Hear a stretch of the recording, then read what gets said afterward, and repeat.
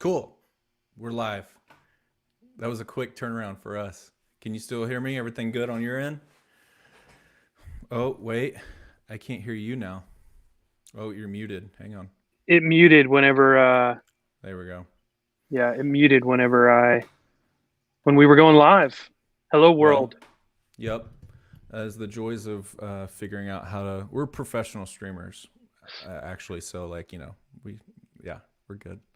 Clayton Seyler, thanks for hanging out. And this is like totally kind of like pulled together over this past week and everything. But I was super stoked to have you come on and talk a little bit about coronavirus, church, and all that. But why don't you tell everybody a little bit about yourself first, and then we'll go from there. Yes, Clayton Seyler, married to my wife Megan. We've been married in May. It will be 10 years. So 10 almost years. almost 10 years of marriage, a decade. I can't believe that she married me and she's still with me. Um, we have two little kids, Lucy Joy Seyler, who's 3.5, and then my son Everett, who is 7 months old. And I've been in ministry for over 10 years, almost 11 years. And I've been a worship pastor at several different churches, but currently serving at Cross Church in Rogers, Arkansas. So, man, that's just a quick kind of little bit. We've only been here for 6 months, 5 months. So it's Nice. kind of new to us and kind of a weird season to move and be here for several months and then get kind of somewhat stuck at home. So, yeah, it's been Yeah. interesting.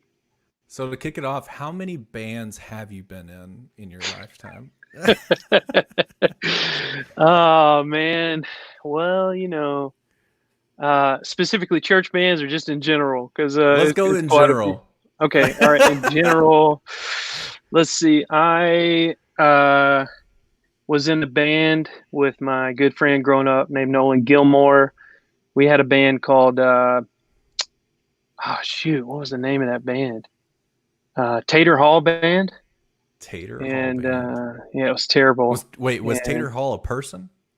well, his grandpa had nicknamed him Tater or something like that. And I think his middle name was Hall. And so it was Good kind of name. a Good great name. name. Um, uh, yeah, and we played in Battle of the Bands against. It was Mm. kind of funny because we were this kind of like worship band slash. We played love songs that Nolan wrote, and then also some Dave Matthews. And then Yes. we would play in these Battle of the Bands against heavy metal heavy metal bands. And so you got us just singing these like happy love song, feely songs, and then this band called Blood So Red would get up there and just would just shred. And but honestly, people we would end up winning the Battle of the Bands because they didn't know what they were saying, and we That's were a we were great. terrible. And so I've been in like probably 4 or 5 bands. People still joke about I was in a band called the Clayton Seyler Band in college, and we traveled around and did events and stuff like that. And I'll tell you, the hardest thing in a band, unless you're Andy Dwyer from Parks and Rec, is coming up with a band name. And Yes. and That's so the just hardest part of travel. anything. Like Okay, building products, naming things. Like it is. I have always historically been terrible at naming things, and yeah, now I'm just like, screw it. Like we'll figure out a name. If something better comes along, we'll rename it at that yeah, point. yeah. We'll just whatever it is, we'll just keep going. Yeah. Yeah, Yeah. but it's been cool because I was in some terrible bands, and I feel like I'm excited that I get to do what I get to do. But to watch other people who were in some of those bands Yeah. go off and just like blow up, and they're doing great things and producing big artists and all this stuff. And so Yeah. anytime they get too big time feeling, or like one of the guys, won he's won Dove Awards, and then he won a Grammy. And Nice. I want to send him a text and just be like, "Don't forget, man, we were terrible.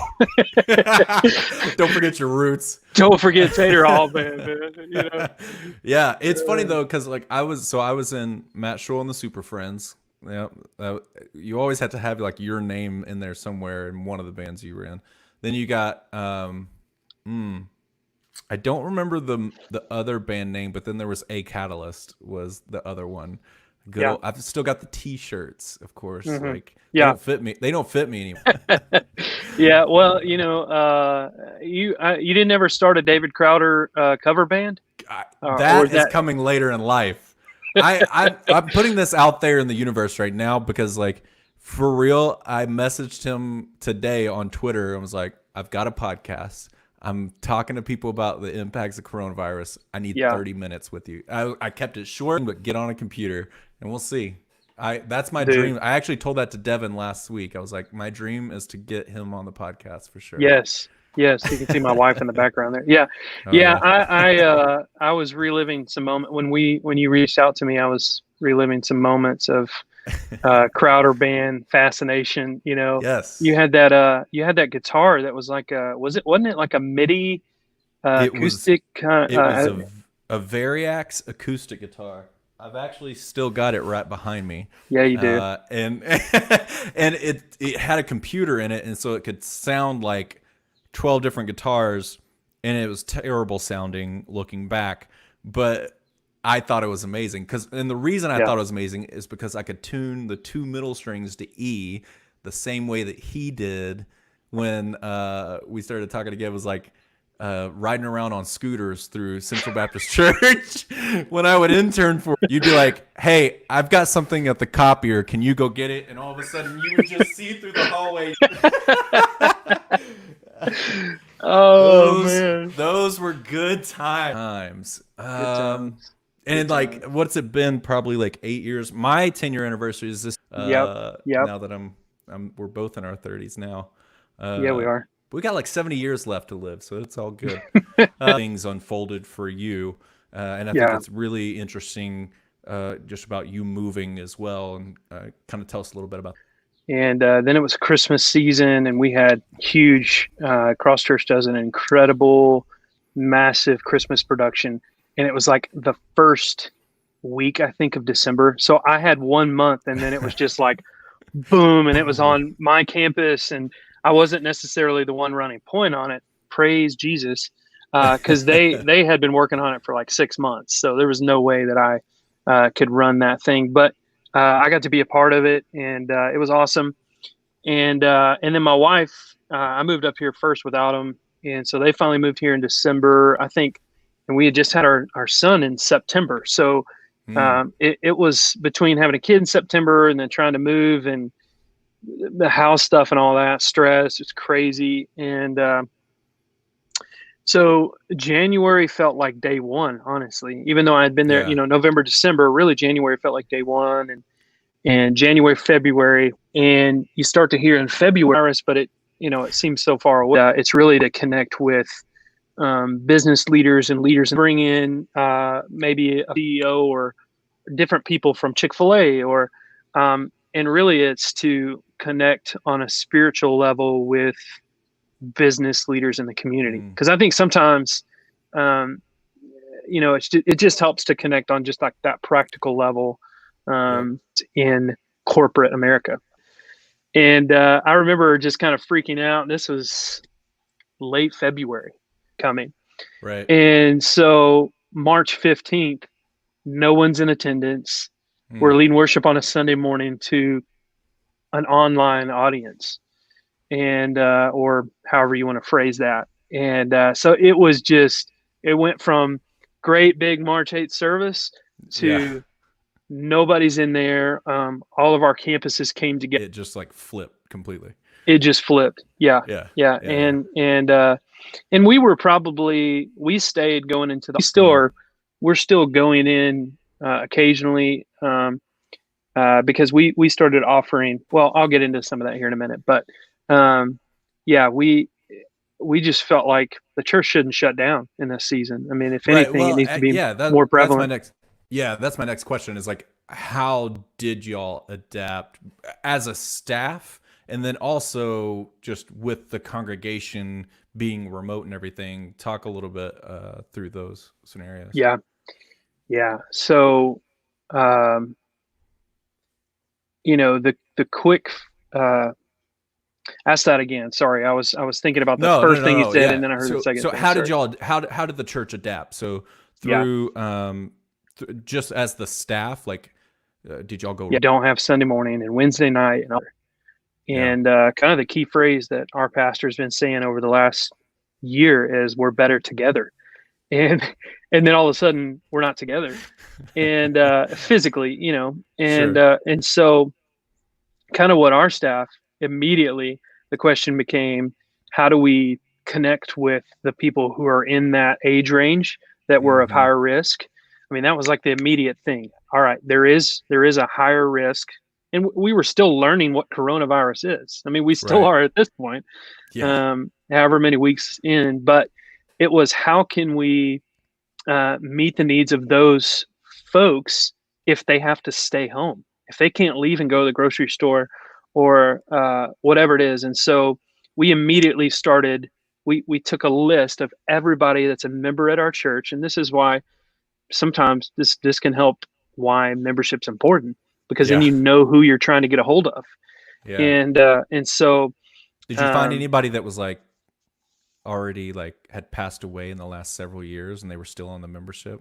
There's a lot of churches that that's still the case.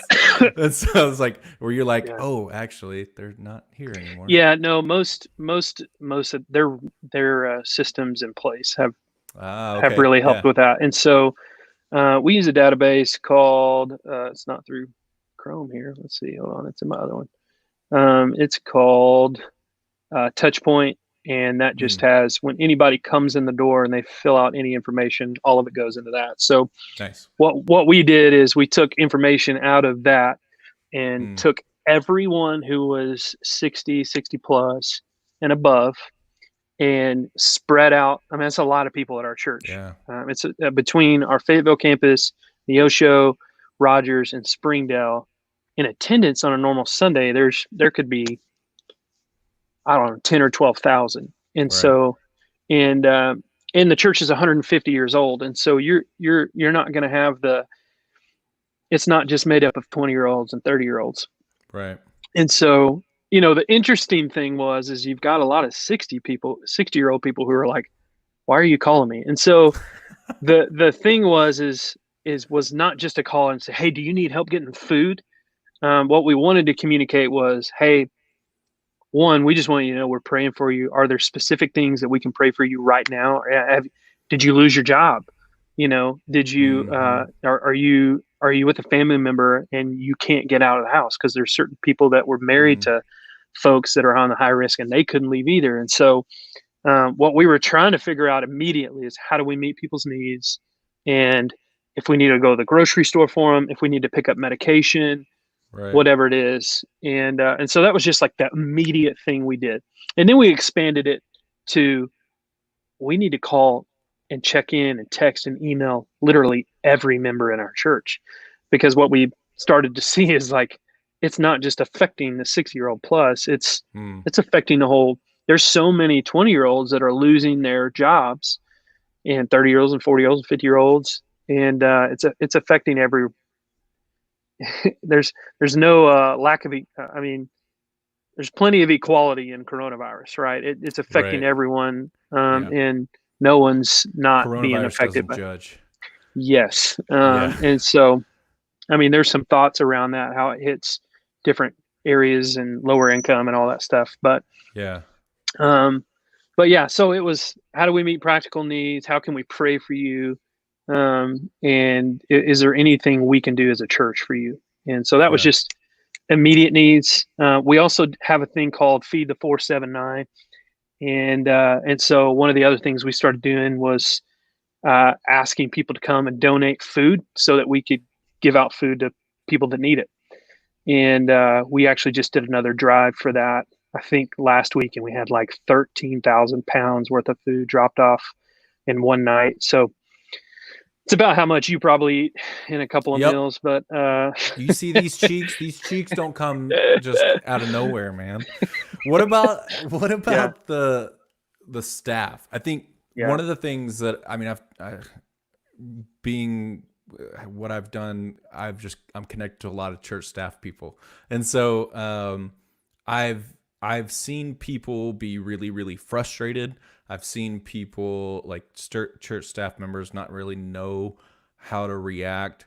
I saw some people overreacting and buying thousands of dollars of worth of equipment thinking that's what they needed to stream Yeah. themselves. And Yeah. I saw some people underreact and be like, yeah, this isn't going to be a big deal. And then they played catch up. And then there's just a lot of people struggling on how to continue meeting as a staff remotely.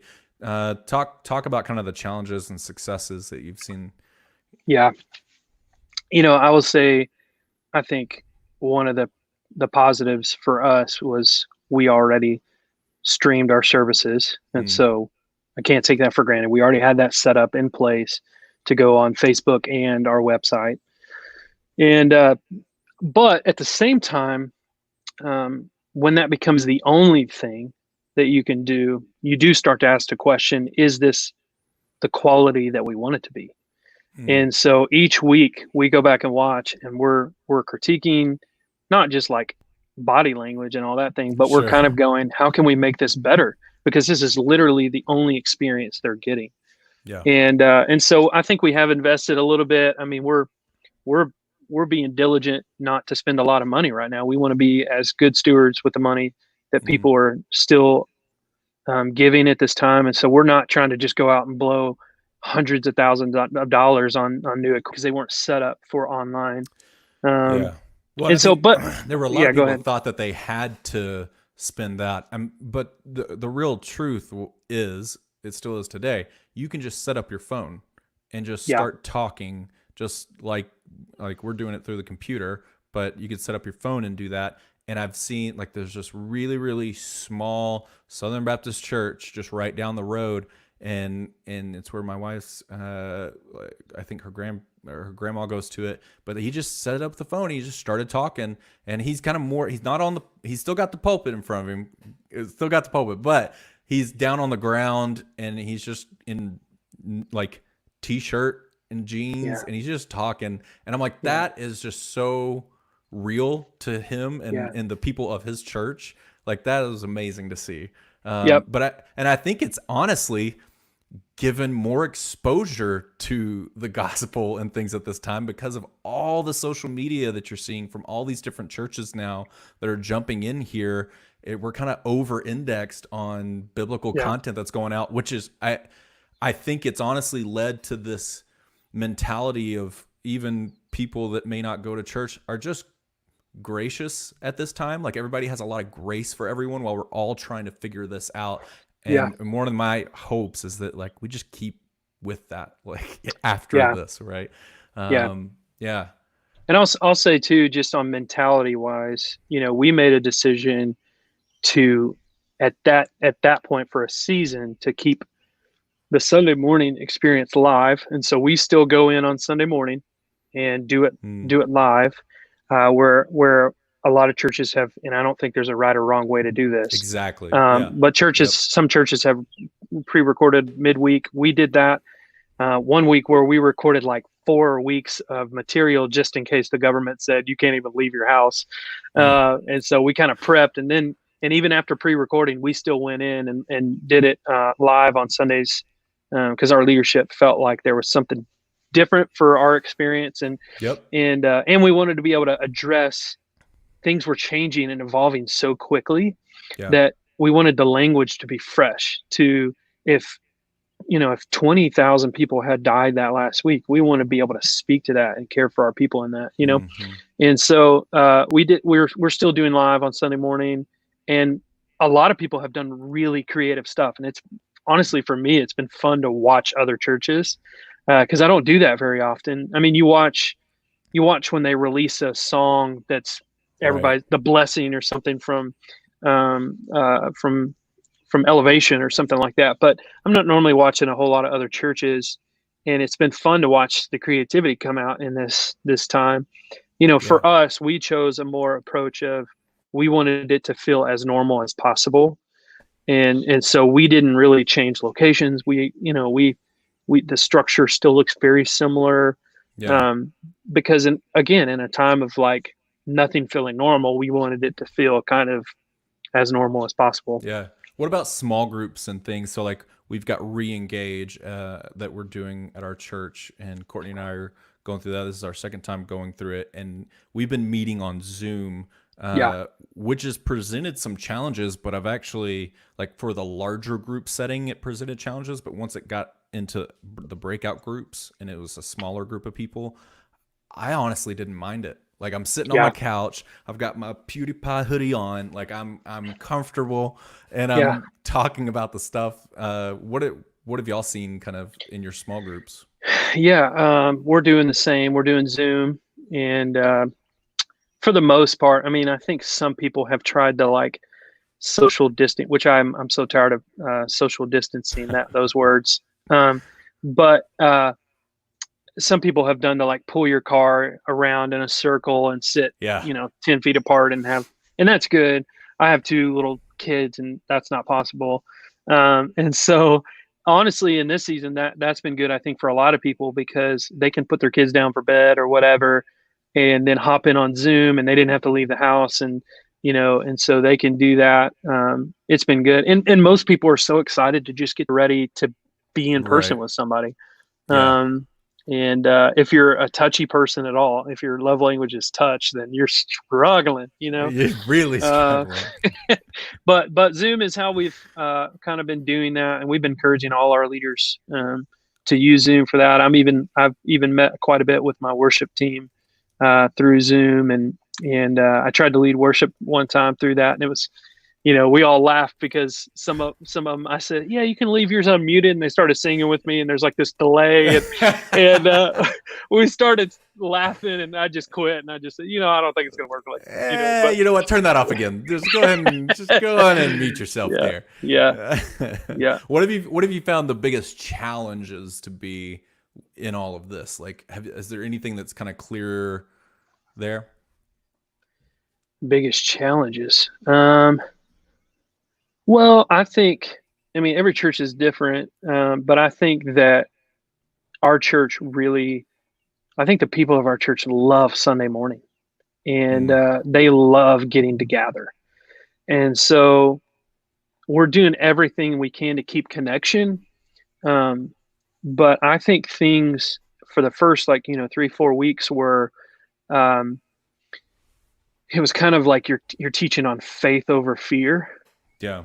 And now you're almost having to teach on contentment over frustration, because society at first was just kind of scared of it, and so Yeah. we're all listening to what the government's saying and what church, all of that, and then it prolongs and you start getting more frustrated, and Mm, and so you almost want to choose what you want over maybe what's right, and so I think what's really going to be the hardest is trying to decide when we're supposed to gather again and how to do right. that in the phases.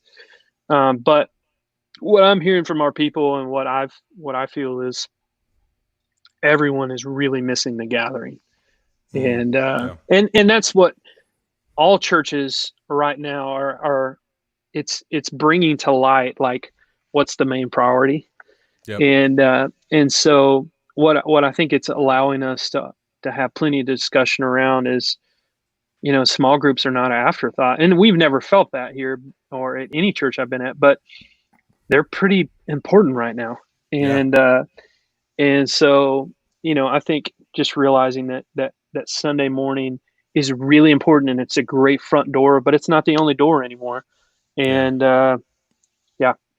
Yeah. Jared just commented a good comment. If you haven't discussed, how has engagement and attendance been? And I think that's actually one thing that I want to dive into is like, how do you measure attendance? Like, how Mhm. are y'all doing that? Because I've also heard that that's a challenge for a lot of churches is figuring Yeah. out how to measure that in this time. Yeah. If you use, what's hard is like Facebook, if you're using Facebook, I mean, they could look at it for 20 seconds and that counts as a view or whatever it is. And so Hmm. it's kind of hard. I mean, on Easter, we had so many views. I mean, it was like between all of it, it could have been anywhere from 20 to 30,000 or something like that. And so, Right. I mean, we talk about that, and we say, man, even if somebody hopped on for 30 seconds and they got to just hear a little bit about Jesus, like it was worth it. There went your lights. There went my lights. Hey, but watch this. Alexa, turn on all office lights. So, I mean, we're looking at the metrics through the website, and then we're trying to get on Facebook. I mean, Facebook does a pretty decent job of letting you see the metrics and see engagement and those kind of things. And one of the things we did switch is we were just rolling right into the service, and we started this thing prior to the service called the lobby, or I can't remember exactly what it's called. But it's just two guys kind of sitting like this, and they're really just engaging people before the service starts. And what's cool is they're doing that, and then during the service, when people are engaging on Facebook, if they're posting anything, asking questions, they're answering live, Yeah. and then they follow up at the end. Change that skill to Alexa. Jared's over here clowning. Yes, love it.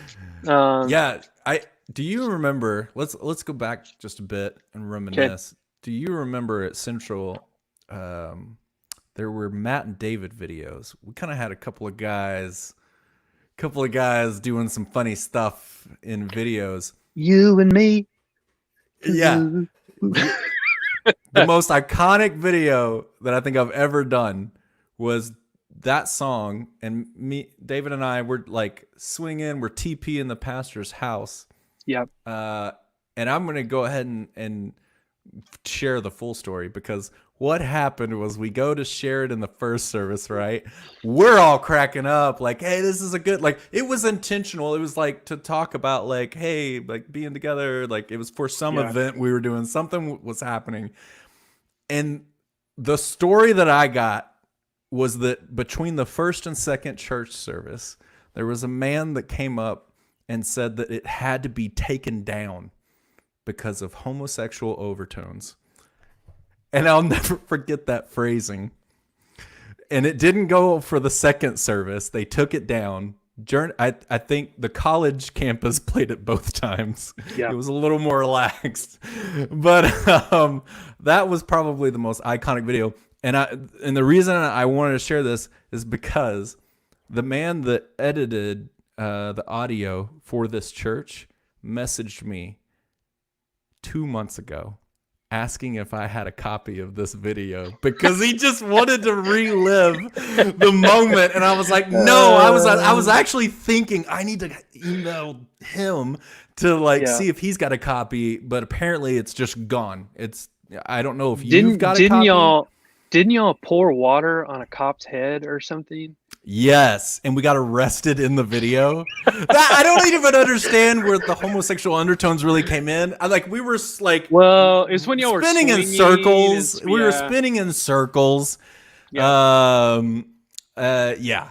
Well, anyway. That's still one of my favorite moments of you guys. Oh, that was so good. One of my favorite videos of all time. The other one's of me wearing. Hunter West. Hunter West is creeping. Hunter West, if you have a copy of this video, we need it. Okay, we've got to bring that. Man. I share often the video of me in a Cupid's outfit. Talking about relationships. David and I were talking about relationships. I still share that. And I don't know that I ever told you this. There was one day that I was in psychology class in college, and because that ran on TV. That actually ran on some local channel, and this girl comes up to me after class one day, and I'm feeling cool about myself because a girl has just approached me for the first time in my life. And and she goes, hey, do you go to Central Baptist Church? I'm like, oh, Christian girl. All right. I'm like, this is great. And I go, yeah. She goes, were you in a commercial wearing a Cupid's outfit? And I was like, nope, no, I don't know that man. I don't know that man. She's like, anyways, you're weird. See you later. You know? Yeah. She was not impressed at all. That's so good. All right. Well, good reminiscing there. Let's talk a little bit about the surprisingly good things that you found during this time. What are some of the things that you've seen that is just wow, that never would have happened if we weren't in this situation, or it was cool to see some situation come up? I mean, I think a couple things. One, I've had conversations on the phone with people that I might not would have ever talked to. Mm. And so, on my 40 plus names of 60 and above, I've got this one guy and I keep notes. I'm supposed to keep notes of how the conversation went and all that. Yeah. But I talked to this one guy, and now every time I call him, I go, man, what's the marriage advice today? Because he just, I first called him, I'm like, hey, this is one of the pastors from Cross Church, and I really just want to check in on you guys. I want to pray for you if there's anything I pray for. Or how you guys doing? Are you able to get groceries? Stuff? He's like, oh, we're blessed. Way better than a lot of people. I'm out on the farm. He's kind of country talking, and he said, now what do you do again? I said, lead worship. And he said, Mal, I grew up on them Heavenly Highway hymns, and I love what you guys are doing, but just know that's what I grew up on. I said, man, I grew up on that too. I get it.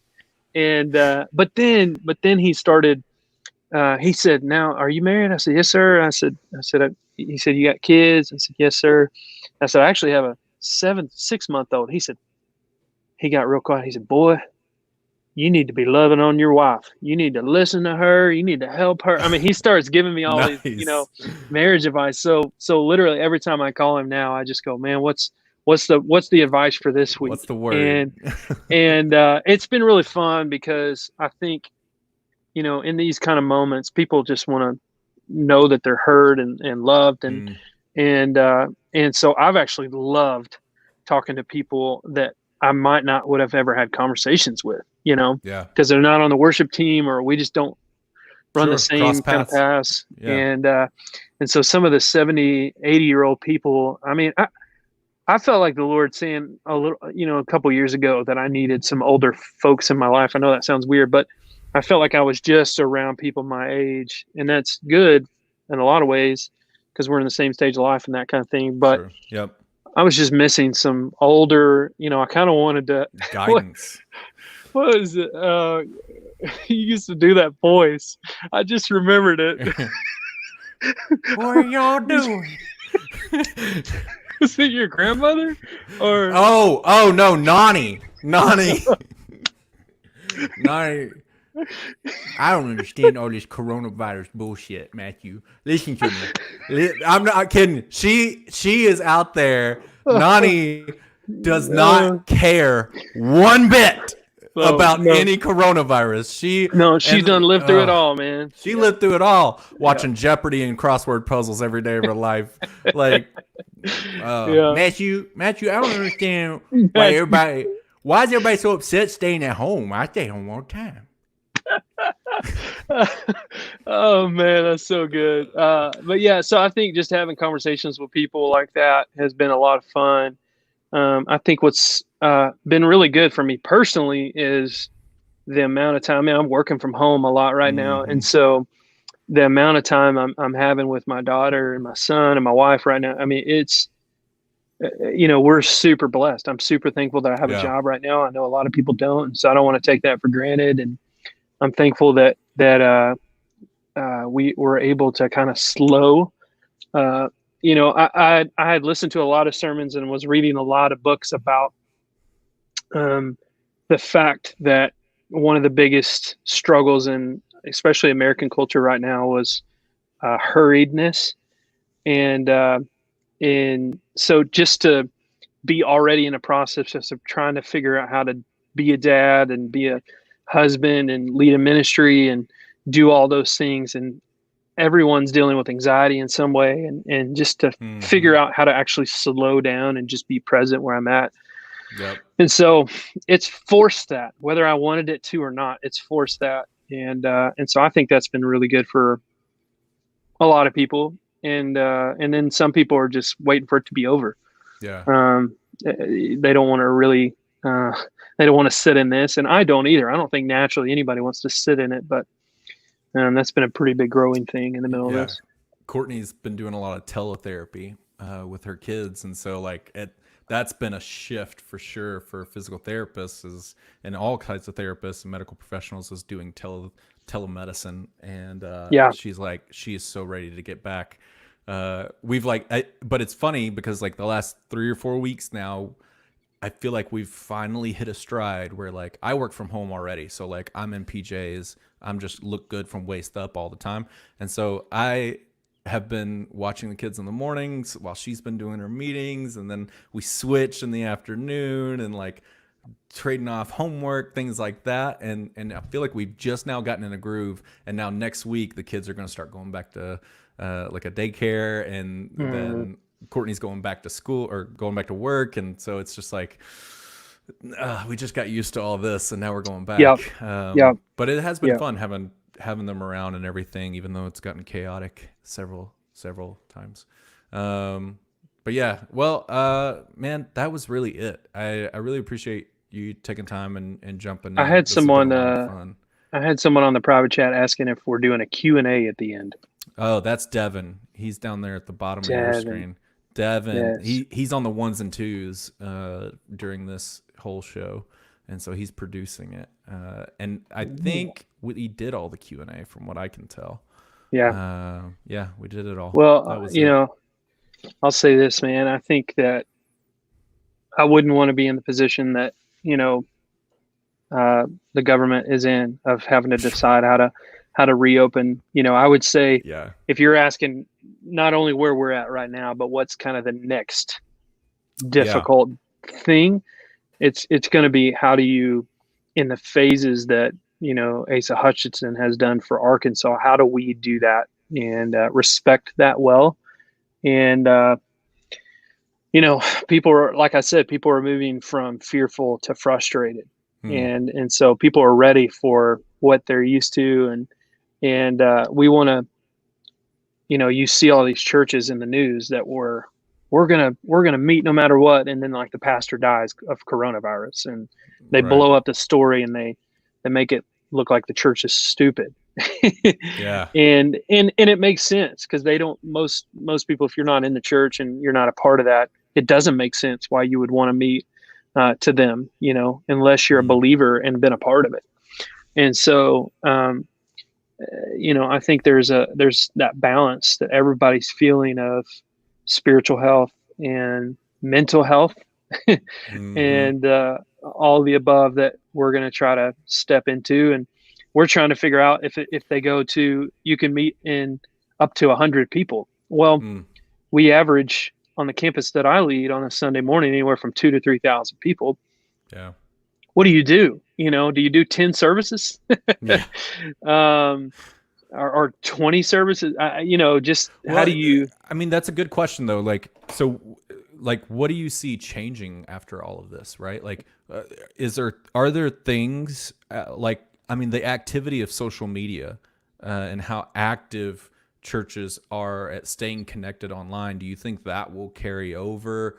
Like, what are some of the effects? Like, yes, we'll eventually be able to all come together and meet again, but do you think that there will actually be some effects that will continue past all this? Yeah, well, you know, for one, I think online presence is going to have to stay prominent, because even once they say you guys can start meeting again, that doesn't mean people are going to show up. You know, I think there's going to be plenty of people, one, that need to stay home because they're high risk, or whatever the case may be. And so even if we start to gather, I think we've seen the significance of online presence, whether it's social media or the Sunday morning live stream. Yeah. And then I can see my wife's here. She's Hey, man. Matt Scholl said hi. Hey, Matt. And so yeah, I mean, I think recognizing we're going to have to keep the live stream really good and do it well, just to keep connection with people. And then, you know, I wouldn't be surprised. I mean, we've been asking ourselves that, what are some things that we're learning in the middle of this that we don't need to change, that we need to keep doing it like we're doing it right now. And so I think there could be some things with Zoom that we use even moving forward. Maybe it's to meet with leaders and that kind of thing. We're doing like our kind of like our membership / hey, if you want to serve at Cross Church, we're doing that online right now, and we're seeing people come to faith just by doing that, because we just Yeah. share with them what we believe and what we believe the gospel says, and then we share about the gifts and how you can use the gifts that God's given you to serve His church and build Mm-hmm. His church and those kind of. And so Yep. it's really neat how we're using an online platform now instead of everything in person. And so I think some of that stuff's going to be more available moving forward. I mean, we're trying to figure out how to do. I don't know if you remember VBS. Um, Yeah. but we're trying to figure out how to do that in the best way possible virtually. Yeah. And I would even ask the question too. We've been putting out resources every Sunday for our kids ministry, Mm-hmm. and I'm like, man, that's a great resource. I think we should send that, like encourage people to come to church because we want to gather and we're called to gather, those kind of things. But if they can't make it, to give them that like discipleship resource Yeah. to do at home as a family. Well, and I I think think those are good. that's the big opportunity is getting the parents actually taking ownership of their child's discipleship.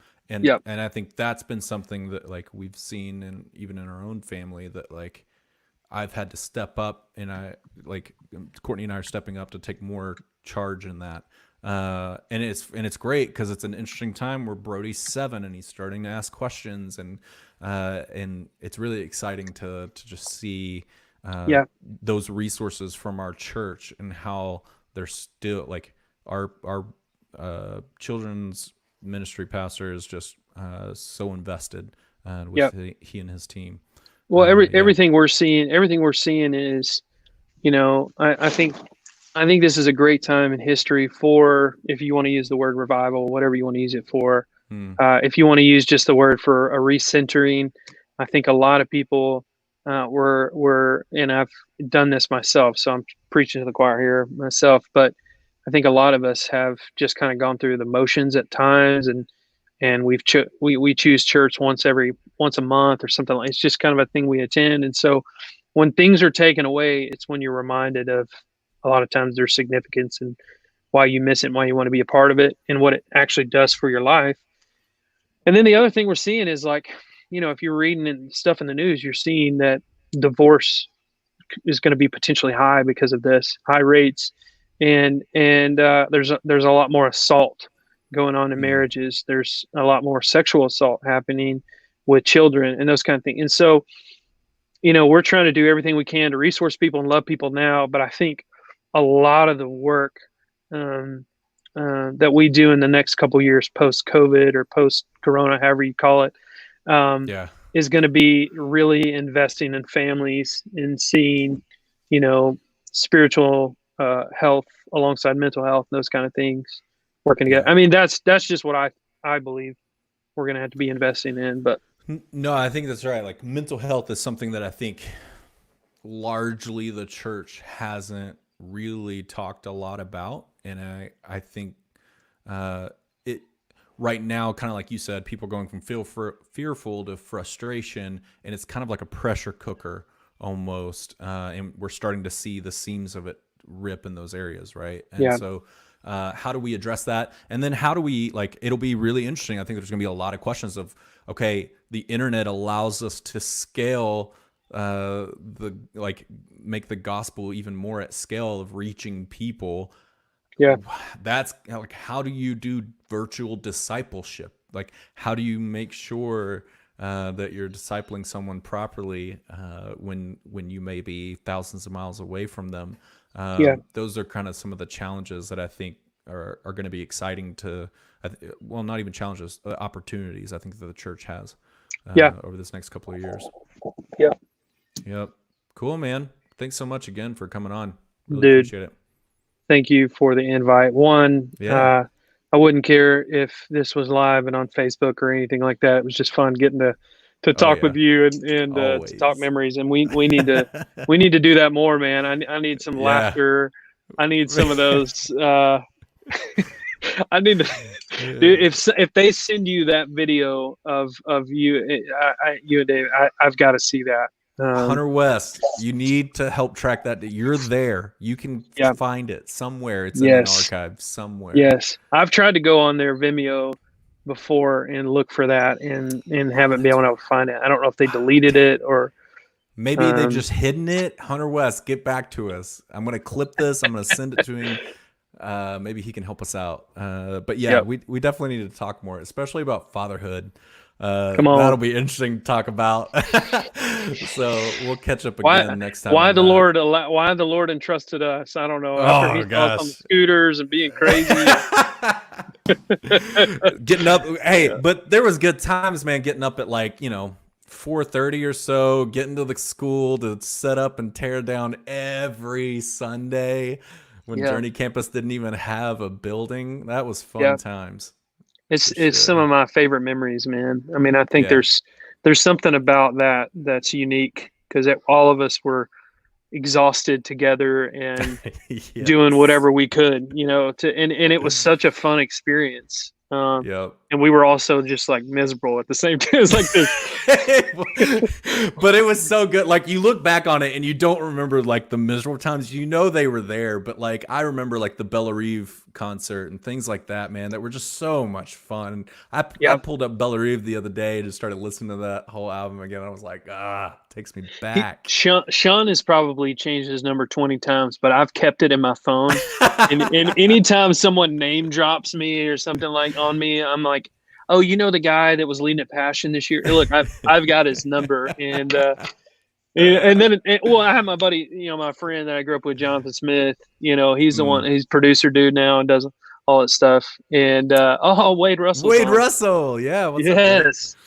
Yes. Wade grew up with those guys from Bella Reeve, and he came and ran sound that night too. And that's That's why it right. sounded so pretty Purdy. because he put it. What did it say? His His number number is is the this. same. You've been lied to, Klayton. He's just like, yeah, I've changed my number. Just don't. Oh, I haven't texted him. I'm too scared he's going to change it because of people like me, So I'm keeping it for that moment whenever I just write that hit song and I just know that it's good, and then I'm just going to send it to him and be like, oh, dude, it's from the Lord. Oh man, good times. Yeah, Yeah, let's yeah, definitely do this again, man. I yeah, really appreciate it. yeah. Would love to, man. Peace. Thanks for having me. See ya.